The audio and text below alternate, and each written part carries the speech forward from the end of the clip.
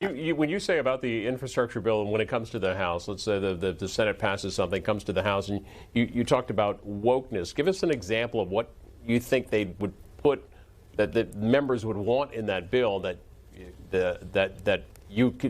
would not pass in the House.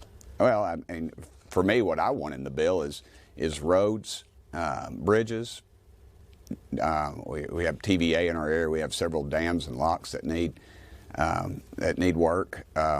Railroads, airlines, things that you would consider, and I could even go as far as is internet coverage, because a lot of our areas, rural areas, don't have, and some inner city areas, frankly, don't have internet coverage.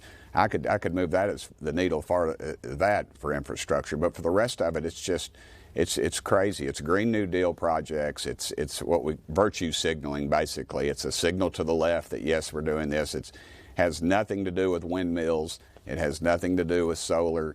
It should just deal with traditional infrastructure, that we're moving in that direction. And again, that's how you get these bloated bills. And it's really a gutless way to do legislation. Yesterday, for instance, we passed a very large bill. It was basically made up of about 24 or 25 amendments that made up the bill.